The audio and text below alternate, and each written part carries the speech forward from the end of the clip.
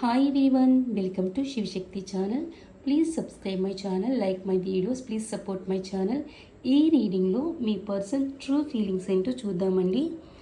Reconciliation, heart to heart conversation, past life relationship, healing family issues, finances and career. Reconciliation, me person ఈ రిలేషన్లో మళ్ళీ restart చేయాలనుకుంటున్నారండి. And మళ్ళీ ఈ రిలేషన్లో రీయూనియన్లోకి రావాలనుకుంటున్నారు.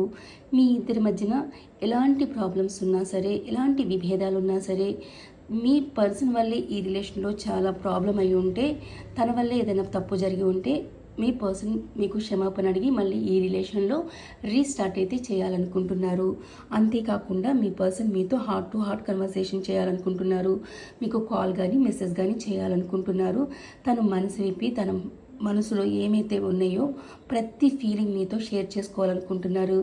తను మిమ్మల్ని ఎంత మిస్ అవుతున్నారో, మీ గురించి ఎంత ఆలోచిస్తున్నారో, ఇంకా మీకు దూరం అయిన తర్వాత తను ఎన్ని ప్రాబ్లమ్స్ని ఫేస్ చేస్తున్నారో ప్రతి విషయాన్ని మీతో షేర్ చేసుకోవాలనుకుంటున్నారండి.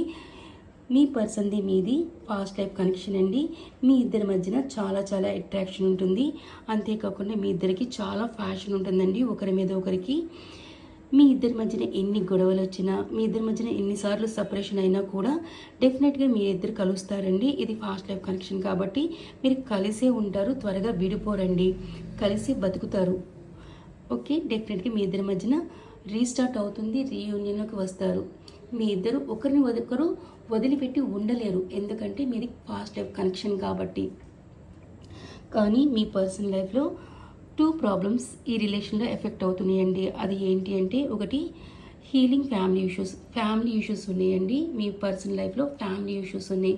ఒకవేళ తన ఫ్యామిలీ ఈ రిలేషన్ని యాక్సెప్ట్ చేయకపోవడం వల్ల తన ఫ్యామిలీతో తను చాలా ప్రాబ్లమ్స్ ఫేస్ చేస్తున్నారు అనిపిస్తుంది.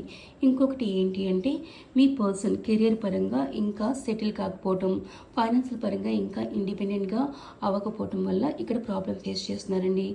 ఎందుకంటే మీకు లాంగ్ లైఫ్ స్టెబిలిటీని ఇవ్వడానికి, కమిట్మెంట్ ఇవ్వడానికి తను ఫైనాన్షియల్గా ఇంకా సెటిల్ అవ్వకపోయినా సరే తను ప్రాబ్లం ఫేస్ చేస్తారు కదా. సో ఆ విషయంలో కూడా మీ పర్సన్ బాధపడుతున్నారండి. సో మీ పర్సన్ 2 సిచ్యువేషన్లో తను చాలా బాధపడుతున్నారు. ఒకటి ఫ్యామిలీ, 2 తన కెరియర్ అండి. ఇదండి మీ పర్సన్ ట్రూ ఫీలింగ్స్.